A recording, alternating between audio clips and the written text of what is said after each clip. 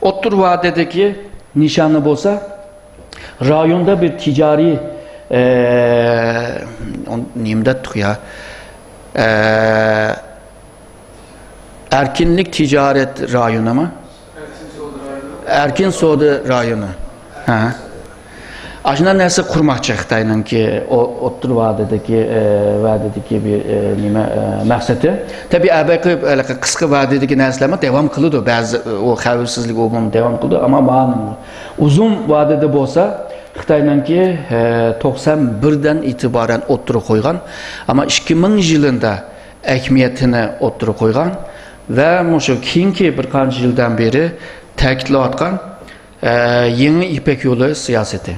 Yani Xitayca'da köpüncüsü Asya, Avrupa yolu, İpek yolu, mındaq bir iktisadi yolu deb degan. Bu haritadaki Kona İpek yolu.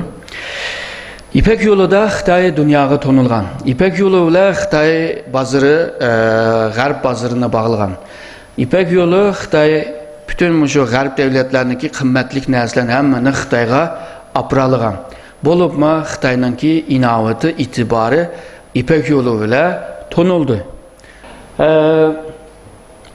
Bunu kılış için hem Birleşken Devletlerden hem rayondaki devletlerden hem de Türkiye'deki devletlerden kabul yani kabul kılışını kolga düşüyordu. Misalga Orta Asya'daki Xitay'dan Orta Asya'dan Avrupa bazarıgacha taş yol deymiz go. Ondan keyin hava yolu. Ondan keyin torbi yolları, enerjinin. Bu kömür yollarına iç lazım. Hem yollarına iç lazım. Bu Avrupa bazarıga eriş için yani Xitay'ın ki siyasetinde yani Xitay'ın ki şarktaki porttan şu Hollanda'daki portgacha Avrupa'nın ki Garb denizgacha eriş lazım. Bu hem havada hem kuraklıkta hem de tömür yolda hem de neft yolda bağlamakçı. Bu yeni İpek yolu. Bunu uzun vadedeki bir siyaseti eğer de Türkiye'de 2014-2015 gece şu Boğaz'daki astıdaki tüneller içilse Xitay'dan baskan bir mal nemi gece kilaleydi değil mi? Türkiye'den ötep Avrupa'ya öteleydim. Şununla bizden baş ministerime deydi o, ben degenden London bile Beijing'le bağladım deydi. Şunun okşar, Xitay bunun tırışıvadı da Orta Asya'daki tömür yollarının yenileş cette meblağ silvadı da Kırgızistan'da bulup yollarını silvadı da Kaşgar'dan A3'ten bağlapla Kırgızistan'dan Özbekistan'a düşken tömür yollarını yasavadı da ama hazırgacha bu Kırgızistan'daki niyeti aslında tömür yol kelsin, bizninki şimalıga kelsin, şimaldan onundan keyin janubga minib onundan keyin Özbekistan kelsin de. Yani onda olgan çağda tömür yol mında çıkıp ondan keyin mında düşüdü de o vaqtda da Kırgızistan'daki iktisadi menfaatiga paydalı oldu. Xitay'nınki andak turvaganiki bu tömür yolunun nemisi biraz aksavadı da belki yaxşı mağman ama Kazakistan bile boğan, Özbekistan boğan tömür yollar Xitayla yaxşı meblağ selvadı. O şu nemedeki İran'daki tömür yollarını iştikleştiriş, tizleştiriş cetteki. Hatta İran'daki, Tahran'daki metro yollarını hemsini Xitayla kıldı. Elektronik haberleşiş sistemlerini Amerika kurbadı. Bugün Türkiye'de nurgun tömür yolunun ki projeklerini Xitay ilip kılvadı. Yani Xitay hazırdan başlap sana meblağ silvadı tömür yolunu yasıp aldıydı ama tömür yol yasılgandan keyin bir tordek bağlangan gapda Xitayda meyegiçi. Şunun Xitay malları bu yaka rahat kelalaydı. Xitayga ihtiyaç tuyulgan yani Xitay ihtiyaç tuyulgan meyli enerji olsun, meyli ham madde olsun, stratejik ham madde olsun bu yaktan Xitayga eqib baralaydı. Şunun tömür yolga, taş yolga, hava yolga əhmiyyət verildi. Hava yolu degan vaqtida bu Sharq Turkistonni deb o'tib ketay. Xitoylar boshda Urumchini o'ylagan, keyin Qashqarni o'ylagan, keyin hozir yana Urumchini o'yladi. Yana Urumchi ya da Qashqar aydurumini xalqaro aydurumga aylantirib, Sharq G'arb Arplan yo'lininki tushib tekrar chiqadigan uchida bazıga aylandirish. Haber hem toplanıp yığıldıgan ya hem de toplanıp yığılıp yeyildigan ya. Misalga Amerikadan uçkan bir aeroplan eğer de nimeye deyle Kore'ye deyle uçkan bolsa, Asya tarafından mangan bolsa, A tarafından emas. Bir yer şu misalga u yer az adam vardı. Mesela değil, manalı dep koyay 20 adam o'tag'an gap. Ama eğer de Urumchiga bir tushib yotgan bo'lsa, bundan keyin uçkan bo'lsa, Urumchidan yana A tarafga mang'an odamlar bo'lg'achqa yana ko'p qitildi va shuna bo'ldi. Chunki Sharq Turkistonda biz aeroplan yo'llarini biz mundaq bilamiz. Asiyadan O'rta Osiyo, Turkiya, Avrupa ve Amerika mundaq aylandi. Shunaqa o yer sharininki ama qo'sig'idan aylandi. Eğer Sharq Turkistonda undaq emas, Sharq Turkistondan shimolga aylangan vaqtida ham shunda qisqa yo'llar Amerikaga, Kanadaga, İngiltere'ye aşı 3-4 saatlar uçalaydigan bir yer. Eğer Janub tarafda bunda tushman deydigan bo'lsa, Hindiston deydi, o bu deydi, o Janubiy Osiyo deydi, hammasiga asab uçalaydi. Ama bugünkü hava yolları hemisi yer şehrininki qo'sig'idan bunda uçuşqa anda olun. Eğer de Sharq Turkistonda ertügün muşu bir yerde turup 4 tarafga bunda uçalaydigan bir haliga kelsa, o vaqtida Sharq Turkiston Avrasiyanın merkeziga aylandi. Mayli iqtisodiy jihatda bo'lsin, mayli siyosiy jihatda. Çünkü iqtisod bor yerda siyoset bor. Xitoyninki plani bu, yani uzun vadede bunu qilmoqchi. Yani plan cho'ng.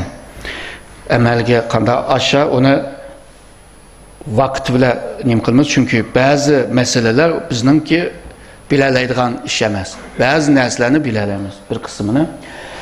Xi Jinping'in O'rta Osiyo ziyareti bunu demayman dedim. Chiqqan yo'llarninki xaritini ya da ko'ryapsizlar. Bo'lgan davlatlarning yuqoridagi yerlarni ko'ryapsizlar. Turkmaniston, Rossiya, Qozog'iston, O'zbekiston va Qirg'iziston. Belki sizler takip kıldığınlar bu Cumhur reislerinin hemmisi Putin'den başka Cumhur reislerinin hemmisi şu Araplarınki şotusıgıcı birip kütüp aldı. Ve kütüp algan çağdama nayda çoğun nimelerini kütüş mirasimlerini kıldı. Xitoy Avrupaga ya da Asiya devletleri bağlan çağda 10 yıllık bir itibar kömügendi ama O'rta Osiyodagi bu devletlerde Xitoy hamda bo'libmi Xi Jinping hayatındaki en çoğun kütülüş mirasimini kögendi. Körep bakmagan, mesela Türkmenistan'da körep bakmagan gilemler, yoğunluğu o gilemnin ve o gilemnin üstünde usul tansılarını oynap Xi Jinping'le kütüp algan mirasimlarını kördük. Onundan keyin Xi Jinping yalnızla başkent emas, paytaxt emas, başka yerga ziyaret kıldı. Misalga Özbekistan'da Toshkentda ko'rishdi bugün. Erta hamda Samarqandga bormoqchi. Xi Jinping ko'rish bo'lib, yataqi berib, damilib, ertasi deganda ondan keyin aeroplan chiqib Samarqandga bordi-ku. O berishning oldida hamda yeshimi cho'ngib qolgan Kerimov bo'lsa prezident, onundamı baldur Samarqandga berib, yana aeroplanninki shotisida kutib turgan. Ondan keyin Timurlenk müzesi, ondan keyin O'zbekistonning tarixiy madaniyatini ko'rsatgan yerlarga olib borgan chaqda tanıştırıcı deymizmi, nima deymiz, muzeyda bunda rahbar. O rahbarlar tushuntirib o'g'uchi o'zi tushuntirib o'zi rahbar bo'lib, Zhang Chenning qanday kelganligini, Timurlenk devleti Ming sulalasiga qanday yaqinligini, qarama Xitoycha manbalarini, onun qarama pullarni deb shu diplomasi munosabatlardan alaydi üstü bir tavır var ya da. Buna hem de nurgun sebepler var. Çünkü O'rta Asiya devletler bir yanda Rusya'dan qutlamayotdi, bir yanda Rusya'nınki ertesi yana bir yerga hakim bo'lishida mı ensireydi. Onun için Rusya iqtisodiy jihatda bularga yardım qilmaydi. Qilolsa Xitoy qiladi. Onun için Xitoy har qanday bir devletninki ichki ishlarga aralashmaymiz deb turib davranğaçqa men nima ish qilsam qilay Xitoy biznim demaydi deb ulama onunga mı xo'sh. Diktatörlük devletlerninki alaytliklari hammasi bir-biriga o'xshaydi. Diktatör devletler bir-birini qo'g'daydi. Monarşiymi shunda? Monarşik degan padişahlık menli desem hesaplaydigan devletler, diktatör devletler bir-birini qo'g'daydigan ahvollar var. Çünkü bu siyasi tüzümninki o'xshashlikdan. Ve bu ziyarette bizni biraz hayran qilg'izgan bazı ko'rinishlar bo'ldi bu yerda. Xi Jinping Kazakistan'ınki ziyaretinden ki Nazarbayev Üniversitesi'ne berip u yerda Xitoyninki O'rta Asiya siyasetini o'tirib qo'ydi. Uzun yıldan beri O'rta Asiya siyaseti deb ifade qilmagan hamda. Bu da alayda bir siyasetini ilib bordi ve aslında 1994'te birinci qitim O'rta Asiya siyasetini Özbekistan'da qilgandi, Toshkentda qilgandi. Belki o vaqtida Özbekistan biraz güçlüktü. Sovyetler İttifakı vaqtida mı Özbekistan biraz güçlü vardı. Belki acına oylagan bo'lish kerak. Onundan ki bu siyasetini beyan qildigan yerini hamısını Kazakistan deb tanıdı. Yani Kazakistan'ı tanıdı. Bu da mı yani şu Kazakistan'da? Hem Kazakistan'da mı Nazarbayev Üniversitesi'de bo'lsa mı hem de sen O'rta Asiya siyasetini alaydı bizning Kazakistan'da bizninki mening ismimde olan üniversitede ilan qilgan ekan buningmi alaydı senga bir hediye berayli deb beshiga bir doktor nimani kiygizib shapkin. Ona mı takdirdan böyle yo'lga sağlam bo'ldi. Xi Jinping nima deydi bu yerda? Deydi nesillerce yani evlatlarca mı? Onda bir gap yok o Uygurca'da. Evlattan evlat dostluk münasebetimiz ne qo'g'dab qalayli deydi. Bu birinci cümlede de bir hatalık var da. Yani tarihten biri degan gap bu aslında. Tarihten biri nurgun ciddeller, nurgun nimeler Sovyetler İttifakı vaqtida, Çarlık Rusya vaqtida, O'rta Asiya ile Şarkı Türkistan arası nini ciddeller, nini vaqalar bo'ldi. Yezib tugutamaydigan vaqalar var. Ama deydi tarihten beri dostluk münasebetimizni qo'g'dab qalayli deydi. Ha bo'pti, qo'g'dayli. Ve inak yaxshi qo'shna münasebetimizni taraqqiy qildirayli deydi. Demek ki taraqqiy bo'lamabdi. Ama cümlelerini aşınırdan tushunmoqli bo'ldim. Birbirimizni qo'llayli deydi. Birbirimizni qo'llayli deydi. Demek ki birbirini qo'llash jihatda biraz kamchilik var. Onun için deydi içimden deydi. Samimi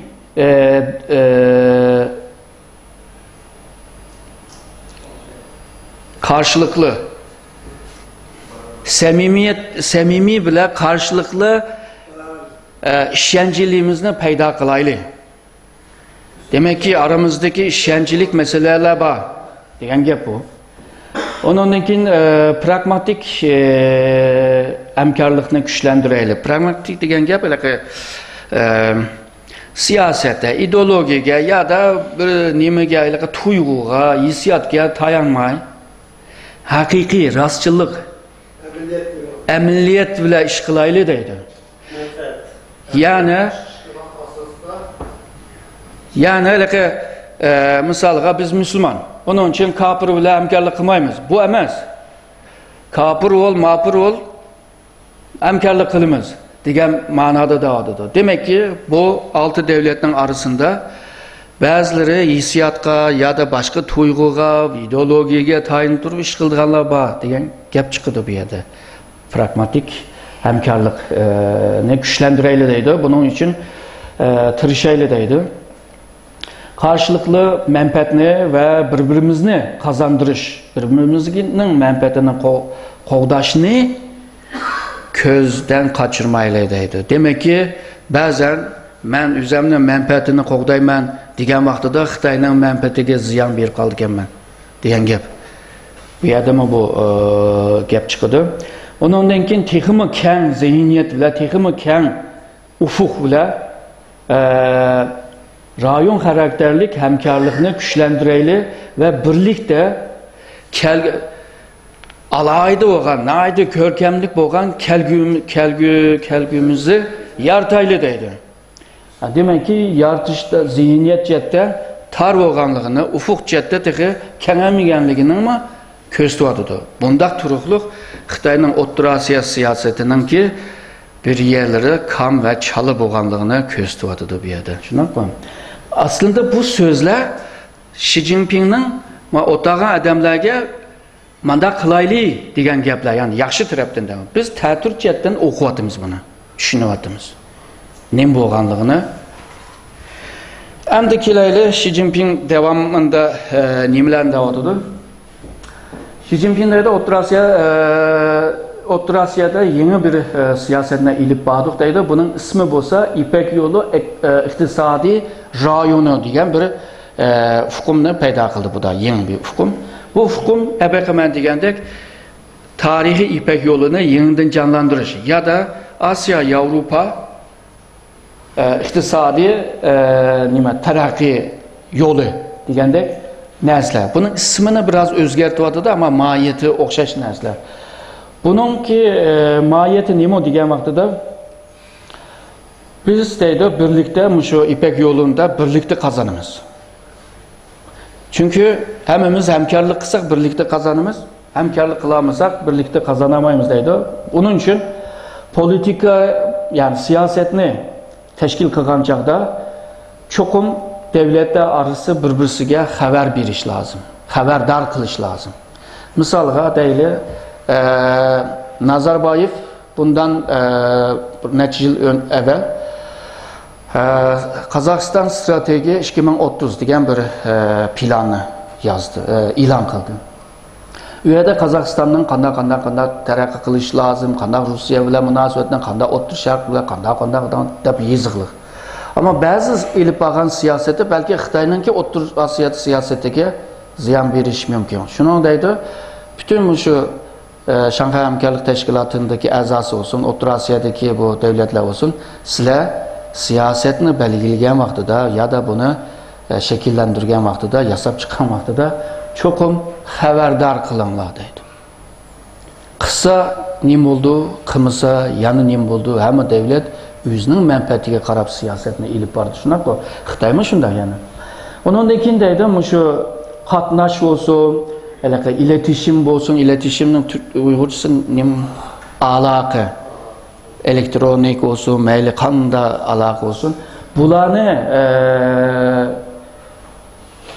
bu cihette hemkarlık kılış, yani birbirimizle haberdar kılayla o bu dedi. Sen fiber optik bile haberleşsen, ben toksin bile kısam olmaydı. Çünkü sen məhbi, ben uçuk. O vaxtda olmaydı. O oxşaş kılayla ya da birbirimizle bildireyli dedi. Üçüncüsü olsa ticaret faaliyetlerde imkanlarını birlikte yaratmak lazım deydi. Xitay degan çoğun bir ticari memleketi.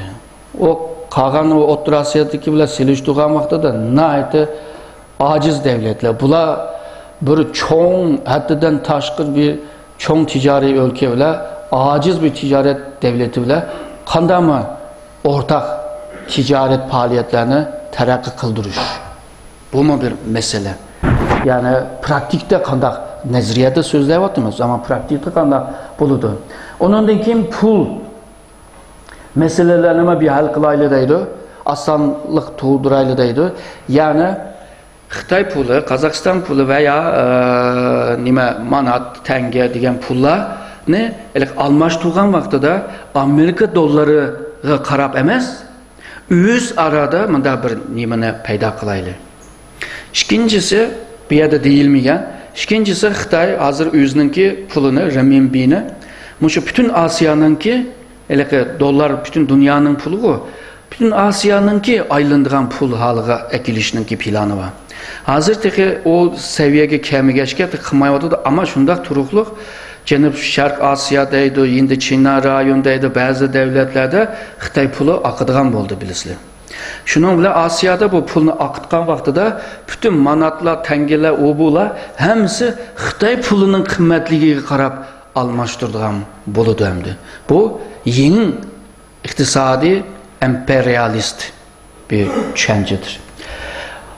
Onun ikindeydi, halkların arasındaki dostane münasebetlerini güçlendirmek lazım ve marif, talim, terbiye cihette tekime münasebetlerimizi güçlendirelim. Ben dedim medeniyet imaj, yani imaj neyim deyimiz? Obraz. Şuna koy.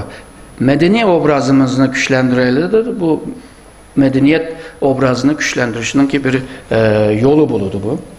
Xi Jinping'nin ki devatkan yolu, muşu yol, Xitay'ın ki şarkı denizden Rotterdam'gacha Hollanda'daki muşu tömür yollarına yasaş diyen bir nime. Bunu ben dep öttüm. 91'de oturup koygan ve şundakla 2000 yıllarda ehmiyet bergen ve bugünlerde yolga çıkan bir nime siyaset. Hem kilaylı ahırkı bölümge Xitay'ın ki Orta Asya siyasetinin ki kıyıncılıkları veya terslikleri diyen. Bunu Xi Jinping'in ki Kırgızistan'daki jığını da Şanghay Hamkarlık Teşkilatı'nın jığınını içişinin ki hemen aldıda Xitay'ın ki İçtimai Fənlər Akademisi'nin 80'den köp mütehassislerinin ortak yazgan Orta Asya devletlerinin terakkiyeti raport. Yani birisi olsa Şanghay Hamkarlık Teşkilatı'nın ki terakkiyet raport degen raportlarını, dokladlarını ilan kıldı. Hem de bu ilan kılganda hem de qanday yaxşı bolğanlığını, qanday yaxşı ketip alğanlığını, bunun için teximi yaxşı bolğanlığını, bundan geplerini yanı deydi. Dep kilip, yani kamçılıklarımı sözlep kilovadıdı. Ben bu kamçılıklarını erkin ekrem emez de, muşu dokladdı ki təkidlegen kamçılıkını sözlep ösekme yetidğan dekli turdu da. Bu yerde nimdeydi? En mühimideydi. Xitay hazır Orta Asya stratejisini oturup koyuş lazımdaydı. Bunca yıl ötep ketipti. İçtimai Fənlər Akademisi'nin ki 80'den köp mütehassislerini ortak yazgan dokladında Xitay Orta Asya stratejisini şekillendiriş lazım degen gepine davadıdı. Bu bir cümle bilen tügetti aslında. Kağanı deyişinin maciyet kalmadı da. Bir yerde bir tırnak açay. Napolyon dünyada hem de tarihte, dünya tarihinde en mühim stratejist. Yani özü stratejist. Kağanlar strateji tetkiqatçıları. Anın farkı var da. Misalga Lenin'deydi, Mao'deydi, Atatürk'deydi, Napolyon'deydi. Bula hatta Mao Kırman'ın ki veziri var o. Bismarck. Bula stratejist. Bula stratejini icra kıldığın adamlar da kılalaydan. Napolyon bir cangda bir generalını evitipti de bir canga evitipti. Ama kaybetipti. Mağlubiyetke uçuraptı. Kayıtıp gelgendikin bir doklad tayyakıl bana doklad be. Nemi için bu canını kazanamadın. Digen vaxtıda o yizip tayyakıptı da 7 maddılık bir sebep var. Buna bir anlatıp bir edepti. Mağıl anlat depti. Muşu birincisi deydi, ok doğrumuz tüygenti deydi. İkincisi de toktadıydı. Ok doğru tüygendinkin o can bulamdı deydi. Kağanımı deme yetidi depti.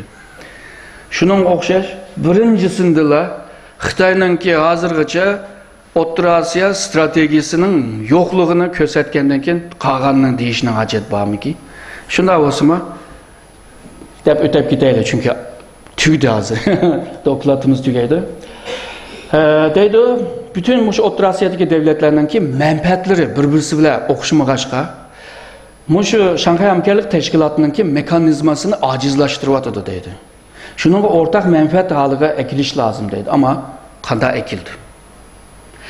Ben dedim Xitay'ın ki siyaseti hem ikili münasebet hem köp taraflik münasebet. Ben düşündürdüm köplik münasebet. Köp taraflik münasebet o'xshashla şu rayondaki devletlerden ki siyasi, iktisadi, medeniyet obularını bunda bütünleştireleydi. Eğer de bunların menfaatleri birbirine o'xshamasa, onu birleştiriş testi o zaman Xitay'ın ki əbəqə degan köp taraflik siyaseti acizleşirdi degan gap. Aslında bu mening sözüm bu. Aslında bu Şanghay Hamkorlik Teşkilatı'na a'zo bo'lgan devletlerinin arasında qimmat qarshi degan ortak qimmat qarshi yok. Ortak ideoloji yok. Ortak devlet düşünce yok. Nurg'un hasi ortak emas. Qimmat qarshi degan gapmi Uyg'urcha emas-ku u. Xitoychaning tarjimasi u. Jarjigwanning tarjimasi u. Ilqi 5 xil metalning tarjimasidek. Qimmatlik qarshi demek, onda likni qo'shmak lazım. O yerda bir lik var, yani qimmatninki liki var. O yerda onundan kim bo'lgan gapda, onun tarjimasi to'g'ri emas. Uyg'urcham yaxshi emas ama ufqum jetdi to'g'ri emas-da. Qimmatlik qarshi desa belki onun hem de qarshi degan qanday bo'ldi-ki u. Bu bo'lmag'achqa, misalga bir tashkilot qurmiz shunaqa. Ortak bir ideyamiz, ortak bir düşüncemiz, ortak bir ideologimiz bo'lmasa biz qanday birlikda bo'la olamiz? Bo'lamaymiz da. Çünkü bu xil düşünce hammamizning yuragini bog'lagan o jip, o ag'amcha. Eğer bu bo'lmasa chechilang'u bo'ladi. Bu mu yok? Ondan keyin ko'rayotgandek Qozog'iston, Qirg'iziston, O'zbekiston, Tojikiston, O'zbekiston va Qirg'iziston, Tojikistonning arasında suv, toprak, chegara talash tartish var. Hazırgıcı tügmepti. Ötkende biz nimaga Qirg'izistonga borgan vaqtimda, ashlarning mutaxassislar bilan paranglashgan vaqtida Turkiya Qirg'iziston munosabati mazmunida parang qilgan.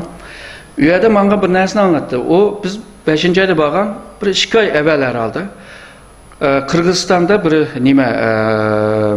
kamu oyu yoklama deymiz ilg'i. Jamoat fikirini ügünüş için deydi Qirg'izistonga do'st bo'lgan devletler qaysi deb so'rabdi da bütün Qirg'izlardan. Birincisi Rus, ikincisi Qozog'iston, üçüncüsü Amerika, dördüncüsü Xitoy, beşincisi Türkiye. Xitoy eğer de O'rta Osiyo bilan yaqin bo'lsa, Amerika'nın yerini ilish lazımdı yani üçüncüsünü. Onu alamagan gap. Qirg'izlardan sorsak, ya bu Xitoy atugün bizni besib olamdi, neymiş qildi, bunun payli yomon bilamayapmiz deb ala koyda, qo'qvadi da, shuningga Xitoy 4-navbatga tushgan. Bu Qozog'istondami o'xshash ahvol bor ekan. Yani devletlarning arasında yani siyasi münasebette, ko'ringan siyosatda, ben dedim bu politika ko'ringan narsa. Her şey göründüğü gibi değil deb Türkçede bir gap var bu. Hamma nima ko'ringandek emas. Degandek biz ko'rgan o Araplarning oldida qanday kuchlilik, o bu degan bilan ama jamiyatda boshqa bir xil narsa bor. Undan keyin o'z aralardagi jidal, altıncısı Özbekistan, yedincisi Tojikistonga, Qirg'iziston uchun. Mana bu yerda ko'rdik. Qirg'iziston bilan Tojikiston va O'zbekistonda ajna jidal bo'lg'achqa ularni oxiriga tashlabdi. Halbuki bunlar onun qerindashi, shunaqa. Rus, Xitoy, Amerika bilan selishtirgan chog'da bular tegimi yaqin bo'lish lazım. Ama bu an seviye bilan Xitoy bu rayonda bularni bütünleştirib o'zininki ta'sirini yetkazib, Rus, Amerika, Türkiye, Hindiston degan devletni chetga qoqman deyish bir nimada hamda bir shunda tasdamda bunda degan chog'da hech bo'lmaydi demayamda. Çünkü kesin bir nima demek ters. O'rta Osiyo devletlerininki, hamma devletlerininki cemiyet karakterlik meseleler var. Misalga Qirg'izistonda 2 qitim jidal chiqdi. Her 2 qitimda Cumhur reisini qo'g'lab o'tdi. Misal, bunda ahvol. Qozog'iston, Qirg'iziston o bo'ladi bu. Undan keyin hozirgi reislar hammasi qiyib yashinib qoldi. Atugün bular kelsa yeriga qanday kim o'tadi? Tuzum sistem var, o'ylaka saylam sistemi.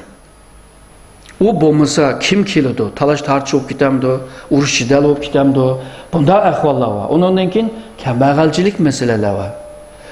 Misalga Qirg'iziston nayta kambag'alchilik ahvolda.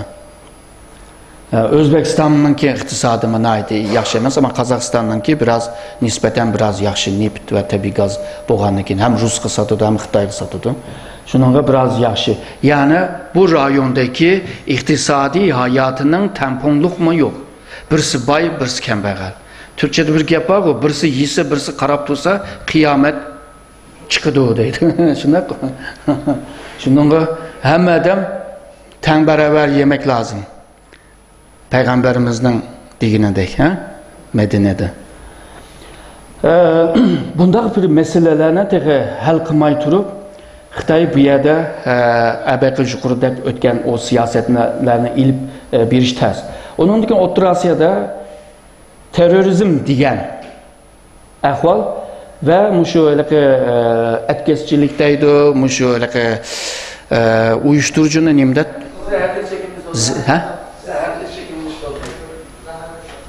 O mu Xitaycıdan kepti? Dopingdan keyin. Bu meseleler var bir yerde. Yani Tacikistan ve Afganistan ve o rayonlarda neçe ming tane aslında şu uyuşturucu zehirlerini işlep çıkardıgan küçük nimeler var ki, fabrika var ki.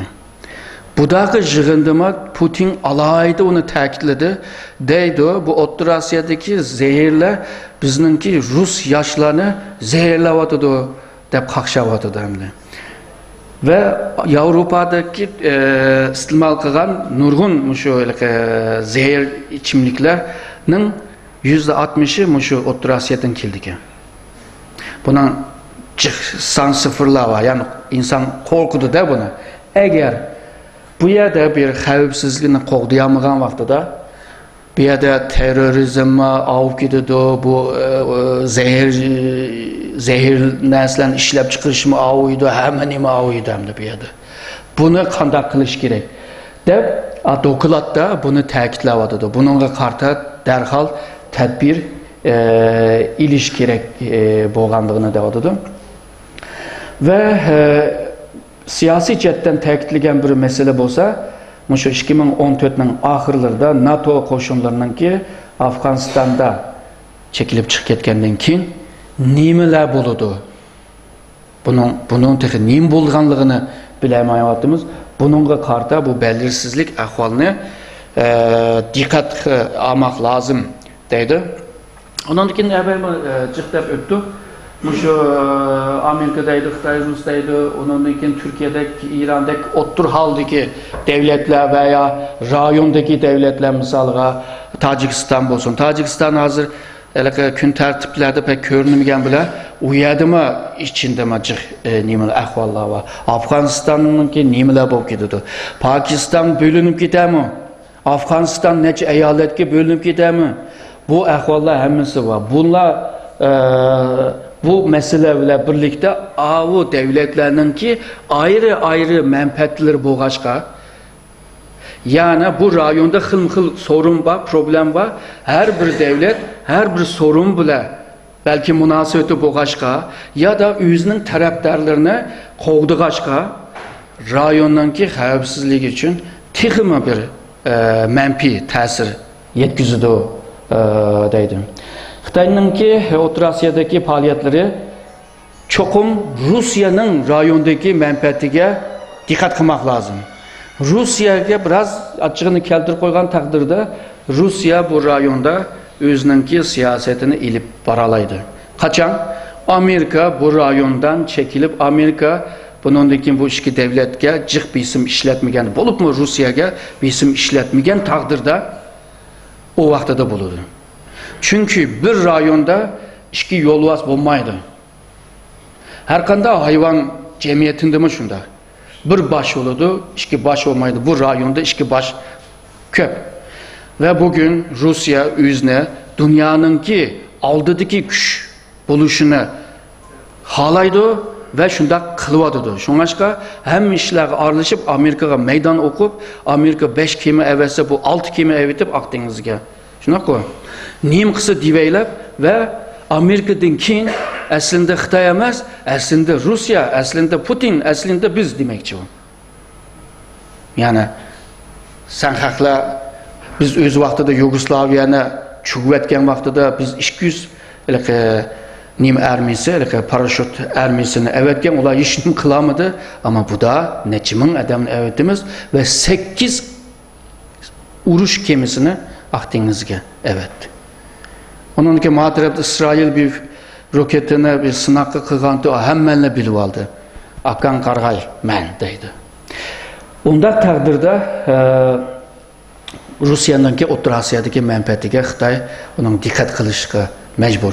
Yani bunda bir ahvalda Xitoy O'rta Asiyoda %100, %80, %70, %60 degandek menfaatni alamaydi. Men %50'lik menfaat olgan vaqtida Rusga %10 menfaatni qo'yib qo'ymasam, bu yerda ish qilish tez bo'ladi. Degan ma'no bu. Shunda qilib, voy yana borgan. Ha. Bunu unutib qoldim. Bu mesele nima dokladda yok. Ben yazıp koygan bir mesele. Yani Şark Türkistan veya Uygur meselesi xalqaro meselesiga aylangan siri Xitoy ve Rusya maşındak g'arblarga meydan o'qigan siri başka devletler Uygur meselesini, Tibet meselesini veya Moğol meselesini bir meseleye aylandırıp resmi mesele. Bugün g'arblarning ko'zida Uygur meselesi bir insan hakları meselesi. Uygur meselesi bir Xitoyning demokrasiyning bo'lmag'achqa bo'layotgan bir mesele deb ko'rdi. Ama bir kuni Şark Türkistan ya da Uygur meselesi bir stratejiya meselesiga aylanib qolgan vaqtida Xitoyga ig'ir zarba bo'lib ketdi. İkincisi Xitoy Uygurlarni O'rta Asiyoda Uygurlarni terörist deb shaytonlashtirma deymiz go. Yaman ko'stib qilyapti. O'rta Asiyoda hozir terörist deb aqallisiz shunday keldi. Eğer de bundan yamanlık qilaversa bu shaytonlashgan siri O'rta Asiyoda texmi tinchsizlik yaratıdı. Yani O'rta Asiyoda nurg'un Uygurlar var. Bularning hammasini terörist, yani yushirin teröristma, potansiyel. Ma Türkçe'de bir gap var, potansiyel suçlu, potansiyel günahkar. Deb ko'rdigan bo'lsa, bu rayonda tinchlikni emas, bozgunculukning ishini paydo qiladi. Xitoy agarda bu shaytonlashtirishni davom qildigan bo'lsa, O'rta Asiyoda manfiy bir inkosni olgandek, Uygurlarga bo'lgan bisimni ishiltiyversa, Uygurlarninki sirtdagi Uygurlarni va ichidagi Uygurlar bir-birisi bilan texima kenetlemeni nima deymiz? Kirishish. Bir-birisi bilan bunda kirishib ketishning yo'lini ochadi. Ve tarih boyunca milli devlet degan bir ufkum var. Yani bir devlet kuruldu, devletninki kuchiyle bir devletning milletini yaratdı. Hazır Xitoy Jonghua Minzu deganni yaratgan, ama onu nurg'un milletler qabul qilmaydi, Tibetlar, Uyg'urlar o bu. Qilamadi onu. Türkiye mi? Türk dedi. Yani devletning milleti Türk. Qolganlari milliyet, umumiy devletning milleti. Yani şunu demekçi, bir milletning şekilleşişi, yani biçimlendirmesi, kurulup çıkışı bir devletning küçüğüyle boludu. Ama Uygurlarning ki ahvali ta'turga aylanadi. Yani bir bisimning aslida bir millet milliyleşiyotidir. Milletleşiyotidir demedim, milliyleşiyotidir. Bu başlangıçtaki bir noktada ko'ryapmiz bunu. Çünkü sırtdaki Uygurlar artık men Xotanli, Qashqarli, Aqsuliq deydiganlar azayıp ketdi. Yo'q emas. Memleketning ichidami belki azayıyotigandir.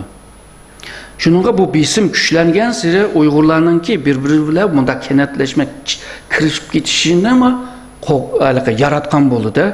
Shuningga Xitoyninki O'rta Asiyoda ya da Uygurlarga qarta ishlatgan har qanday bir siyosati har doim natija oladi degan ma'no kelmaydi. Ba'zan manfiy ma'nomi chiqadi, inkazlar paydo bo'ladi. Demakchi, meni chidab turib anlig'inglar uchun ko'p rahmat aytaman. Rahmat. Hindiston, Pokiston va Iran Shanxay tashkiliga a'zo bo'lish ehtimoli bor. Bunga qanday bo'ladi? Hozirgacha onu ekirishda Xitoy to'sayotdi. Chunki ekirgan vaqtida Kashmir masalasini ekirgan bo'ladi. Ondan keyin Xitoy bilan jidal bo'layotgan Hindistonni ham ekirib, shuningla Shanxay hamkorlik tashkilotida yig'in ochgan vaqtida sap mushu Gilgit deydi, nima Aqsaychun deydi, mushu masalalar o'tirib chiqib, o Shanxay hamkorlik tashkilotining boshqa ishini ham buzib qo'ydi-ku. Buni Hindistonliklar yaxshi biladi, Pokistonliklar yaxshi biladi. Misolga budaqa yig'iniga nima ular prezidentlar bormadi. Burma Hindiston bormadi. Temsilci, ya'ni vekilni evitibdi.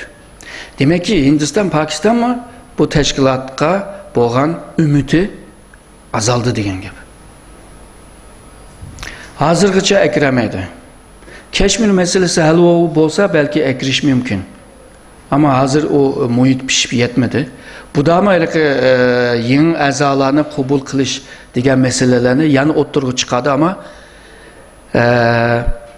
tadqiqotchilar ve mutaxassislar bunu tekrar ko'zdan kechirish için havola qildik deb o'tkazyapti. Demek ki bo'lmaydi degan gap, ya'ni yeni a'zo qabul qilmaymiz degan gap.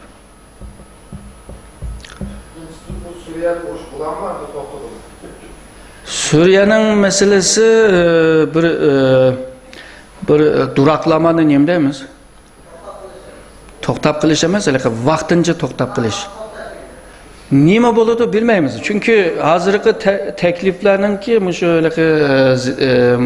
kimyoviy qurollarning teslim qilishi, onu imha yo'qotish qilishi, o'mi degani eng azında 3 yil 5 yil ketadi uni. Eng az deganda. Bu hiç olmasa 10 yil ketadi buning hamda. U angacha nima bo'ldi bilmaymiz hamda.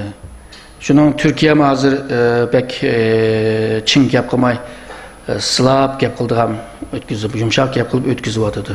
Hammamiz bilmaymiz nima bo'lganligini. Ama Amerika deydi biz bundan kütüğü vermemiz deydi ama Putin ve Rusya mı boş kemi geçki acayip siyasetlerine oynamadı. Buruma ben lisede diyendim böyle ki hem kişinin annesi men küçüdür. Yani akıl hem nemine yinalaydı. O akıl bolsa Allah belgen. Hem nemine de ümit var. Evvelallah bu dünyada kılamaydıgan iş yok, oylab yetemeyen iş var. Xitayninki özünün işçiden bölünmüş mü? Xitayning ichida jidallar yamanchiq, ya'ni yilda 10 mingdan jiq jidallar bor, cho'ng va kichik. Bu jidal mavjud. Tarix qaraydigan bo'lsak, har qitim shunday davlatninki chuvilib ketgan vaqtida shu o'lkalar va rayonlar, xilma-xil o'lkalar o'zini mustaqil qilib olgan. Jankeşik hayatı boyunca mushu o'lkadagi mushu yerlik hokimiyatlarni birlashtirman deb tirishgan u.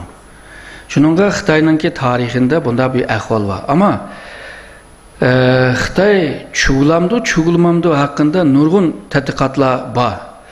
Ama biraz hozirgi vaqtga qaragan chog'da biraz tez. Çünkü Xitoyninki siyosiy taraqqiyoti texi doyumluğunu nima deymiz, to'shqan yerga kamidi texi. Yani bir iqtisodiy taraqqiy qilib bir nuqta kelgan chog'da doyumlu bo'ladi. Ha. Shuningga yo'q cho'kish emas, taraqqiy qilmaydigan holga keldi. O en azda kişi beshiga tushgan dollar 10 ming bo'lishi lozim. 10 mingdan ustun. O vaqtida onundaki iqtisodiy, agarda iqtisodini taraqqiy qildirish uchun yo'l topamagan taqdirda boy turib cho'g'ilib ketadigan ahvol bor. Uni Xitayda hazır asta başlavadı da. Onu nimdeydi onu? İktisadi tuzak. İktisadi tuzak dedi. Bu hazır Xitayda mı görünüyordu? Cemiyet karakterlik meseleler var. Onun için siyasi, bu da siyasi özgürlükte pek cidel bombayla ötep ketkende göründü ama şu Bolşeviklarni sotqa tartış, o bu qilish jarayonida Xitayning aslında yani partinin içinde aslında bir nima kurashning bağlılığını mı ko'rsatadi da. Çünkü onu sotlagan vaqtida iqtisodiy, ahlaki o bularni ko'rsatadi. Ama o gap söz tushuntirishning aksida bir siyasi urushchilarning bağlılığını mı ko'rvag'li oldu, o'qib tushunvag'li oldu. Demek ki bugün sen bu işlerini hal kılvettin, ete canşiler çıkıp belki başka iş kılış mümkün. Yani bir teşkilat özünü yığınlap tutmasa, o çiriydi, çirigenden kinla cidel çıkıyordu. Şunun böyle inovasyondaydı, ona neyimdeyimiz ki ne? Yığınlık yartış. Yığınlık hem yığınlıkını yartış. Yığınlık emez, yığınlıkını yartış. Bo'lmasa parti ishchida undaq narsalarni qilmay qolsa cidel chiqishining ehtimoli bor. Ama 1911'de Manchur imperiyasi yıkılgan vaqtida nurg'un shu o'lkalar bo'libmi janubdagi Xitoyning janubdagi o'lkalar hammasi mustaqilligini e'lon qildi. Shimolda yolg'izlar u tashqi Mo'g'uliston e'lon qildi. Ama Şarkı Türkistan'da hiç kimden bir gemi yok. Çünkü o vaktdeki materyallarını aktarıp baktım. Birisi kopup bir fikir bulsun mu dep bakkan mı? Ya da oturaşta oturup ya dep bakkan mı dep aşılarını izledim tabii materyal onda köpemez. Yoktu. Çünkü o vaxtda bir moyun bir nersi var. Belki sizler kabul kılmaysınız belki. Uygur isminde mındak bir millet şekillenmegen. Uygur kimlikinin aslında bir millet şekillenmegen 1911'de. 1920'den kin Kazakistan, Kırgızistan'daki Uygurlar Sovyetler İttifakı, yok o zaman Sovyetler İttifakı emez. Bolşevik hükümetinin tesirinden ve ondan evvelki Çarlık Rusya'nın ki vaxtıda Türkologi, sinologi degan ilimlerinin ki oturup çıkışı bile milletini düşünüşü başladı. Ve şundakla Otur Asya'da Kazak, Kırgız, Özbek de millet ayrımıga mangan vaxtıda o yerdeki Uygurlama biz Uygur degan milletinin ismini dep çıkan. Otur Asya'daki Uygurlar özüne Uygur dep çıkan vaxtıda Şarkı Türkistan'daki Uygurların ki Uygur digini yok.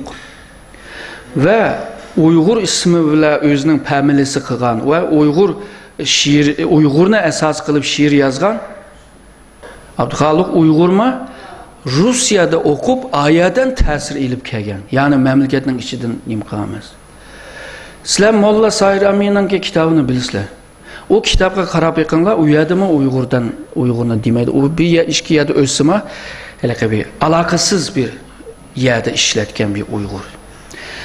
Şarkı Türkistan'da Uygur yani resmi, siyasi cihette resmi bizne Uygur kimlik bile millet attığan vakti 1934 11. ay. Şinsey hükümeti Çanto ve Çanhuilanı bunun dinkin hemsini Uygur demizde hüccet çıkarıp mecburluğan. Nurgun adamlar biz onda Uygur'amız, biz Müslüman elhamdülillah dep çın turvağandı aşvakladı. Ya bak bu dini kimlik, bu etnik kimlik, bu dismi nurgun Uygurlar olmagan aşvaktıdı.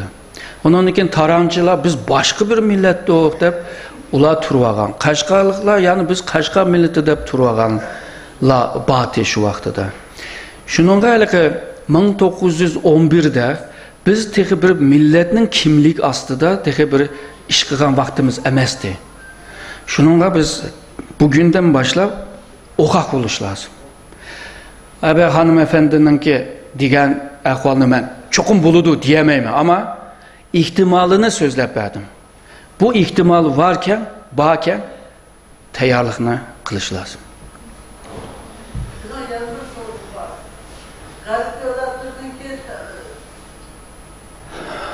O təsmi gidemine. Onunki büyük degini qanchalik büyük? Yani bütün Xitoy mı ya da bir eyalet mi ya da bir nayem o ters onun.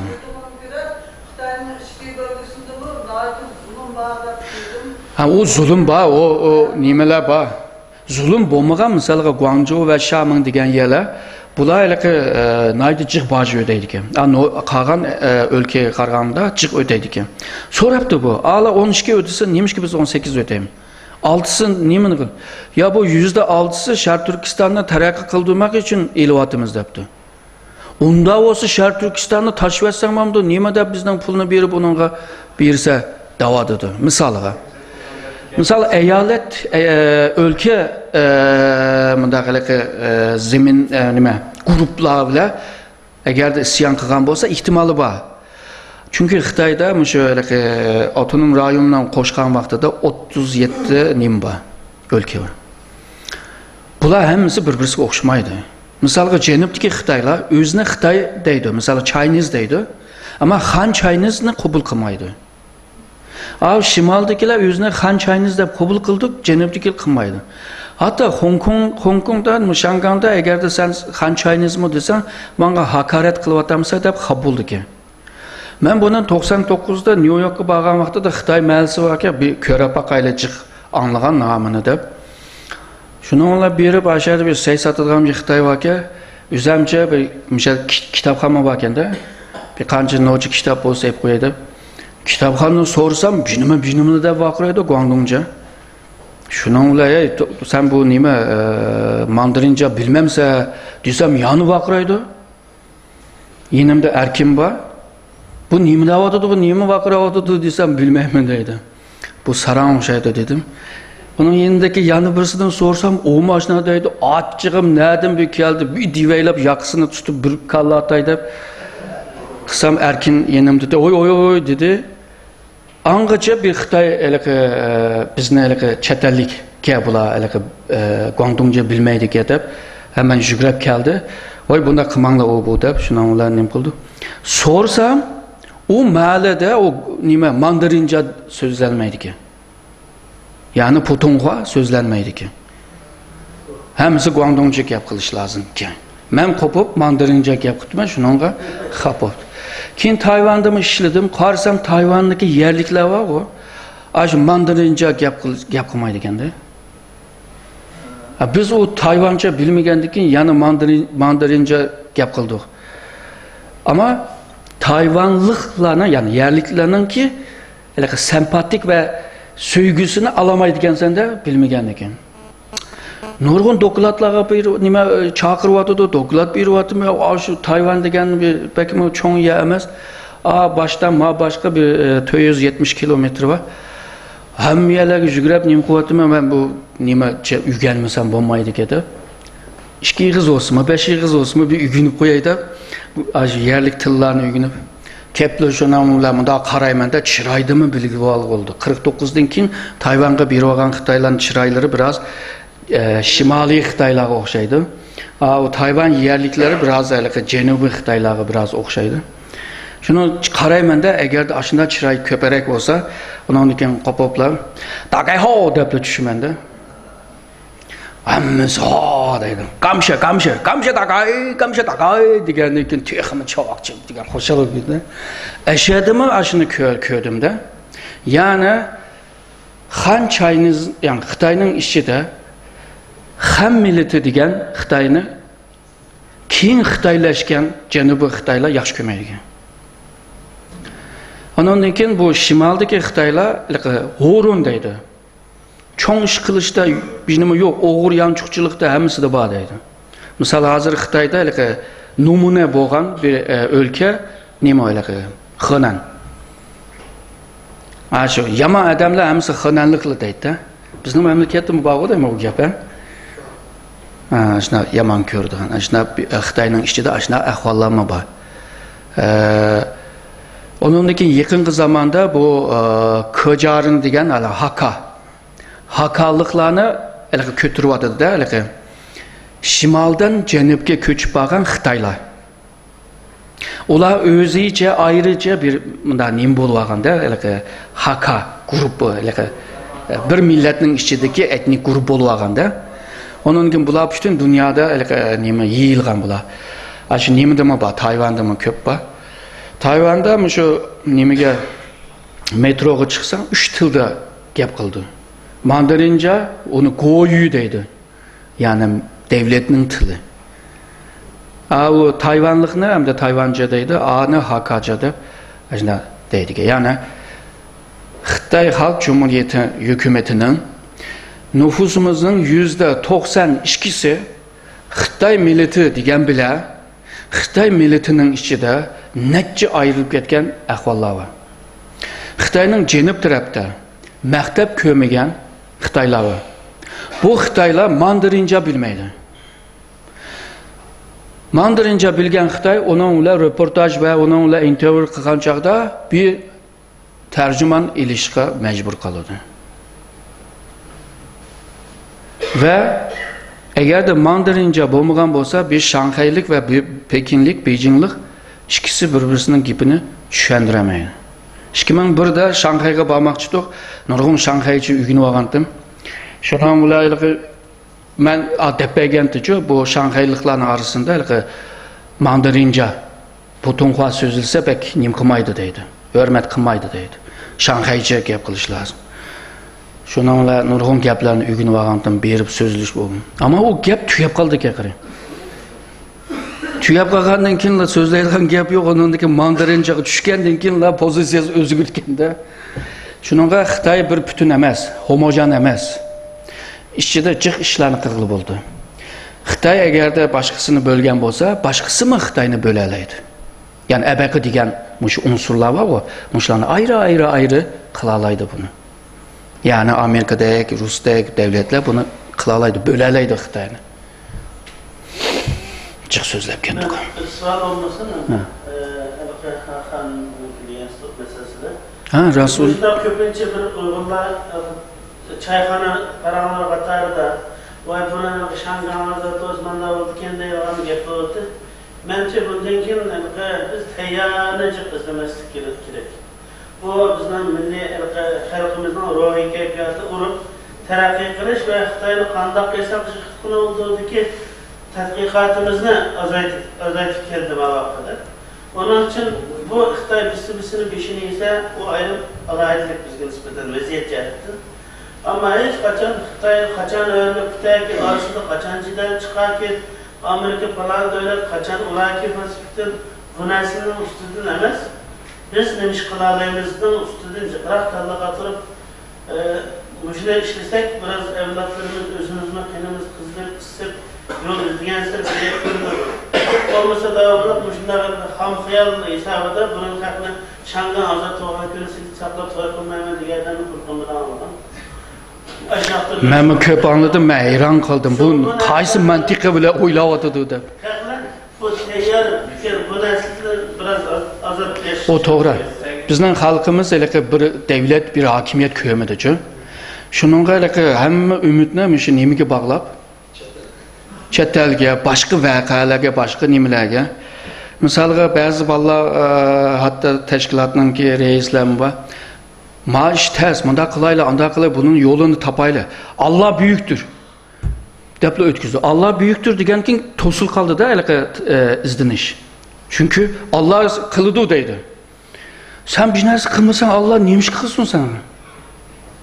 Aşına tosap koyduğun ehval var. Yani Allah'a atıp koyduğun, bilmem Şangan'a atıp koyduğun, bilmem Obula atıp koyduğun emez.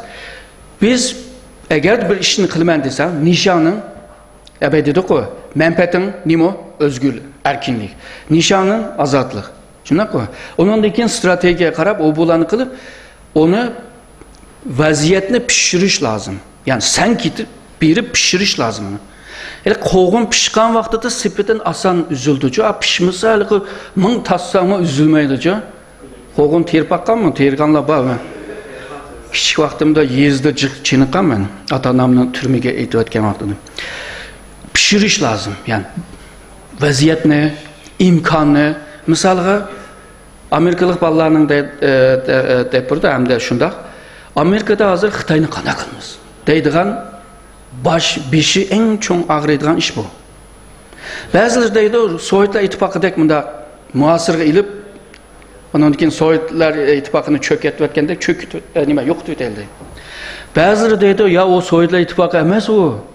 Bu Xitoy degan boshqa bir xil. Onun uchun bular bilan hamkorlik qilib, paydani o'rtaq qilib, mushtarak payda alayli deganlar var. Hazır her iki taraf %50. Bu vaziyet. Shunaqa. Vaziyatni pishirish dedimi ku? Endi Uyg'ur Tibet meselesi Amerikaning siyosatiga qitilib, shuning bilan aşı bir tarafga, Sovyetlar İttifakını muasir alayli. Aşı tarafni pishirsa, o %51 bo'ladi, bu %49 bo'ladi. Yani vaziyetni pishirish senin qo'lingda. Zaten Allah sana imkan yarattı. Yani sana tayyor qo'ling tutquz bermaydi. Bir Yahudilarning latifasi var o. Suğa tushib ketibga dengizga. Shuningla Allah meni qutqaz, Allah meni qutqaz debdi. Da'vatgan vaqtida bir kema o'tib ketibdi. Başta bir adam o'tib ketibdi.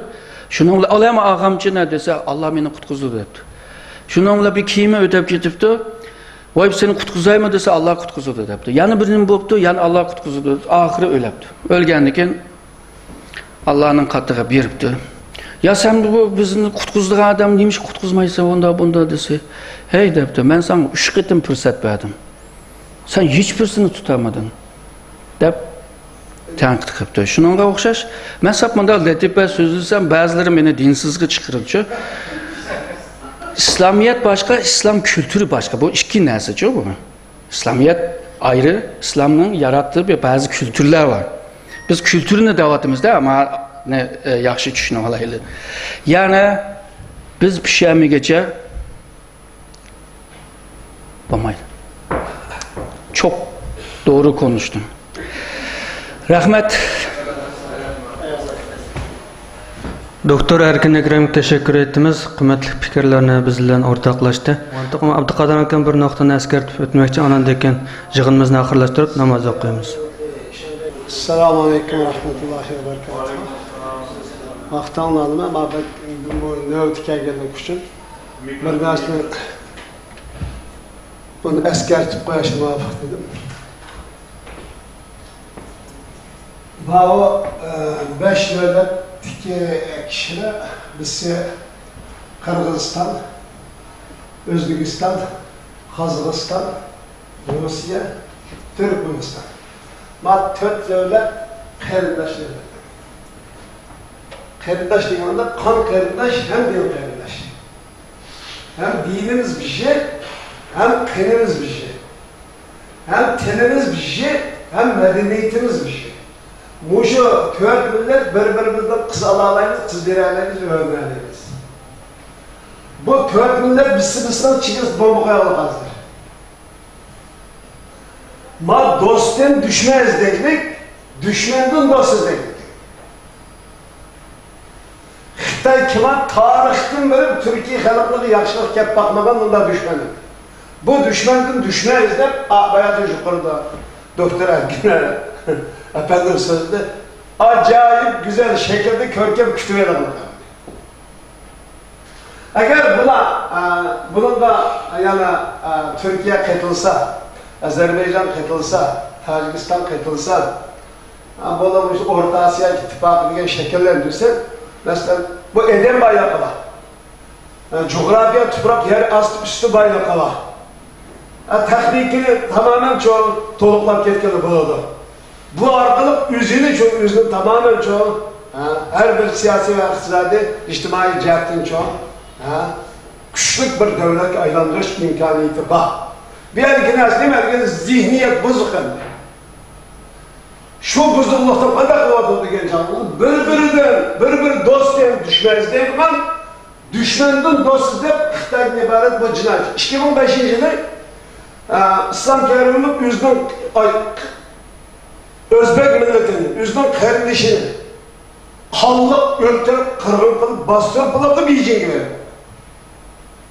Eğer bu bir aklan tapsa, eğer özü güçlükçe Orta Asya ittifakını rivajlandırılan bozulgan olsa, bugün bu Xitay'ın keşke bağmaydı, Xitay çok bunun keşke edilir. Xitay bir ihtiyacınız düşmeydi. Xitay'ın çok bize ihtiyaç var. Bunun için bu rehberinin için bu rehberinin yaşayacak var şu politika gerek. Yani yanı bir vaziyet şeklinde şey mümkün. Allah bize bir yaxşılıq ata qılır. En mühim mesele ne mergen çağımızda hidayetlerin bayatını diye okşay. Bizden Şarkı Türkistan işine sırtıda. Halkımız bugün en ağır zulüm çekiyor. Xitay'dan toydu, Xitay'dan zirikti, Xitay'dan düşman ikkenligini bilip oldu. Ama bu düşmanı biz kandak karşı turumuz, kandak kılıp çoğu düşmanı inkaz kayıtlarımız diye oynanmayın. Ya Amerika bilen Xitay'dan zilite bir şey kese şarmış depolar ediyor. Ya ki bu Mısır'a bakın biz Taliban'ın tarafıyla kançağımızda biz geçiyoruz. Diğer hata düşengi, hata fikirinin kumandalıkları bugün çok düşman karşı durmayın, düşman karşı durmak kaldığımız çok az. O kollaştı erişmek itibardı. Biz düşmanı karşı duruştu, başkalar demez, bugün çok biz kanda karşı durmayız, hep şunu yolumuz dişimiz lazım. Yığınımız müşahede ahırlaştı. İnşallah hemimizge paydalık bir yığın boldu dep oylayman. Meylengi köp rahmet, köp berginanlar üçün Allah köp ecir versin. Vel asr innel insana lafi khusr illellezine amanu ve amilus salihat ve tevasav bil haqqi ve tevasav bis sabr. Meylengi rahmet. My Lord, my sins are like the highest mountain.